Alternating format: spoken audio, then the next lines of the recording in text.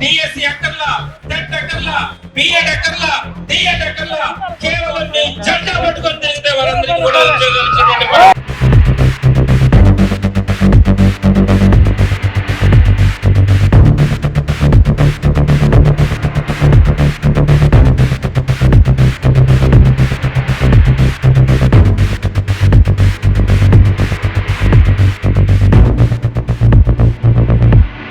నేను కడప జిల్లా నుంచి డిఎస్సి అభ్యర్థిని.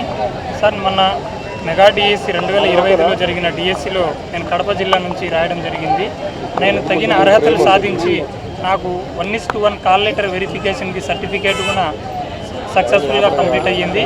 కానీ ఫైనల్ మెరిట్ లిస్టులో అనేది నా పేరు ఇవ్వకపోవడం చాలా బాధాకరమైనది. ఎందుకని నేను పదే ప్రశ్నించడం జరిగింది. కానీ మీ 4 పోస్టులే ఉన్నందువలన మీకు మహిళా అభ్యర్థులు ఎవరు లేరు, కానీ మీరు తగిన అర్హతకు అర్హులు కాదని చెప్పడం జరుగుతుంది. నేను స్పష్టంగానే అన్ని జీవోలు చూపించి మరీ మన జగన్మోహన్ రెడ్డి సార్ దగ్గర వెళ్ళినప్పుడు స్పష్టంగానే క్లారిటీగా చెప్పాను.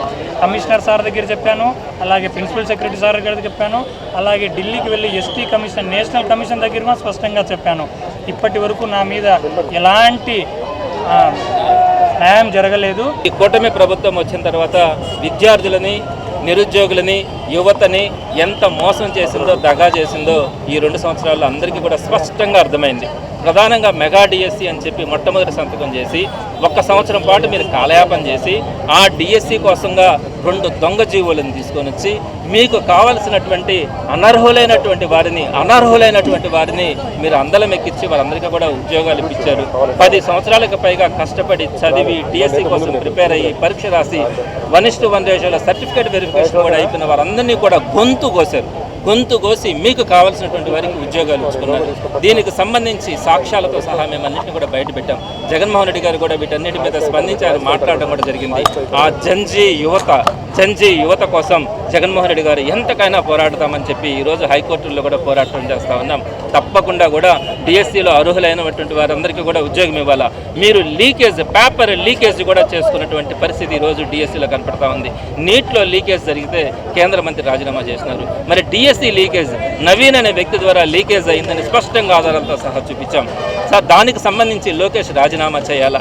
ఆయన రాజీనామా చేయకుండా సిబిఐ ఎంక్వైరీ చేసినా కూడా దానికి నిష్పాక్షికమైనటువంటి విచారణ జరిగే అవకాశం లేదు. కాబట్టి ఆయన స్వచ్ఛందంగా తప్పుకొని సిబిఐ ఎంక్వైరీ జరిపినప్పుడే వాస్తవాలన్నీ కూడా బయట వస్తాయి. ఇది ఈరోజు కొన్ని లక్షల మంది యువత చేస్తున్నటువంటి డిమాండ్. అదేవిధంగా మీరు నిరుద్యోగ భృతి 30 లక్షల మంది యువతకి మీరు నిరుద్యోగ భృతి ఇస్తానని చెప్పి ఈ రోజుకి ఒక్క నిరుద్యోగికి కూడా ₹1 కూడా మీరు నిరుద్యోగ భృతి ఇవ్వనటువంటి పరిస్థితి ఉంది. అదేవిధంగా ఫీజు రియంబర్స్మెంట్ బకాయిలు కూడా 2.5 సంవత్సరం కాలంగా సుమారుగా 7,000 కోట్ల రూపాయలు ఈరోజు ఫీజు రియంబర్స్మెంట్ కానీ వసతి దీవెన రూపంలో కానీ మీరు ఇవ్వాల్సినటువంటి పరిస్థితి.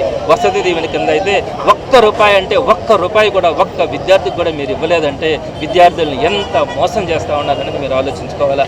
వీటన్నింటి మీద కూడా ఈరోజు ఆ జంజీ యువత తరపున వైఎస్ఆర్సీపీ ముందుండి రిలే నిరాహార దీక్షలు చేయడం కూడా జరుగుతూ ఉంది. తప్పకుండా కూడా ఈ కార్యాచరణను కొనసాగించడం కానీ ఈ ప్రభుత్వం దిగొచ్చేంత వరకు కూడా ఈ కార్యక్రమాన్ని ముందుకు తీసుకెళ్లడం కూడా జరుగుతుంది. అధికారంలోకి వచ్చిన కాడి నుంచి కూడా మనం ఆయన పరిపాలన ఎలా ఉందంటే ఒక సామెత గుర్తొస్తుంది. మేడిపండి చూడ మేలిమేనుండు పొట్ట ఉప్పి చూడు పురుగులు ఉండని విధంగా ఈరోజు కూటమి ప్రభుత్వం యొక్క పరిపాలన కూడా అచ్చలనే ఉంది. ఆయన మాటలు కోటలు దాడుతూ ఉన్నాయి, చేతలేమో విద్యార్థులు యువజనుల జీవితాలతో చెలగాట మారుతూ ఉన్నాడు. అందుకే ఈరోజు రాష్ట్రంలో ఉన్న విద్యార్థులు యువజనులంతా కూడా నారవారి మాటలను కూడా నీటి మీద మూటలాగా తీసి పక్కన పడిసే పరిస్థితి. మిగతాదంతా మనం చూసుకున్నాం. అధికారంలోకి వచ్చిన కాడి నుంచి కుట్రలు కుతంత్రాలు ఈరోజు కూటమి ప్రభుత్వం కంపు కొలుతో కూలిపోయి ఈరోజు విద్యార్థులు యువజనులంతా కూడా కట్టకట్టి ఈ ప్రభుత్వాన్ని పెన్నా నదిలో వేయడానికి సిద్ధంగా ఉన్న విషయం కూడా తెలియజేస్తున్నా. అంతేకాదు ఈరోజు కూటమి ప్రభుత్వం అధికారంలోకి వచ్చిన తర్వాత విద్యార్థుల జీవితాలతో ఆడుకోవడం చెలగాట మాడుతూ మనం చూసాం. ఈరోజు అధికారంలోకి వచ్చిన తర్వాత డిఎస్సి అభ్యర్థులు చూసాం. డిఎస్సి అభ్యర్థుల యొక్క నోటిఫికేషన్ రోజు నుంచి వాళ్ళ యొక్క అపాయింట్మెంట్ ఆర్డర్ ఇచ్చే వరకు ఎన్ని అవతకలు జరిగాయో కల్లారా మనం చూడటం జరిగింది. అంతేకాదు ఆ రోజు మహనీయుడు పేదరికానికి చెరువు ఆటంకం కలగకూడదని చెప్పేసి ఫీజు రింబర్స్మెంట్ పథకాన్ని ప్రవేశపెట్టడం జరిగింది. కానీ ఈరోజు కూటమి ప్రభుత్వం అధికారంలోకి వచ్చిన తర్వాత దాన్ని నీరుగార్చే పరిస్థితి మనం చూస్తూనే ఉన్నాం. సుమారు 2.5 సంవత్సరాలు అవుతా ఉంది. ₹1 బకాయిలు కూడా ఇలా ఈరోజు విద్యార్థులు చాలామంది ఇబ్బందులు పడుతున్నారు. ఉద్యోగాల కోసం వెళ్తే సర్టిఫికేట్లు అడుగుతున్నారు. సర్టిఫికేట్లు కాలేజీ కోసం కాలేజీలోకి వెళ్తే లక్షల రూపాయలు పెండింగ్లో ఉన్నాయి. ఈరోజు విద్యార్థులు డబ్బులు కట్టలేక ఆత్మహత్యలు చేసుకుంటున్నారు. కొంతమంది విద్యార్థులు స్విగ్గీ, జొమాటో లాంటి పనులకు వెళ్తున్నారు. కొంతమంది తల్లిదండ్రులతో పనికి వెళ్ళే పరిస్థితి మనం చూస్తున్నాం. ఈరోజు ఫీజు రింబర్మెంట్ బకాయిల గురించి పక్క రాష్ట్ర ముఖ్యమంత్రి రేవంత్ రెడ్డి గారు మాట్లాడిన మాటలు కూడా మనం అందరం చూసాం. కానీ కూటమి ప్రభుత్వానికి చలనం లేదు. ఈ ప్రభుత్వాన్ని ఏమని అడుగుతా ఉన్నా, ఈరోజు కూటమి ప్రభుత్వం అధికారంలోకి వచ్చిన నిరుద్యోగులకు 20 లక్షల ఉద్యోగాలు కల్పిస్తానని చెప్పిన కూటమి ప్రభుత్వం సుమారు అధికారంలోకి వచ్చి 2.5 ఏళ్లతో కూడా ఒక్క ఉద్యోగం కాక ఒక్క ఉద్యోగం కూడా ఇవ్వాల.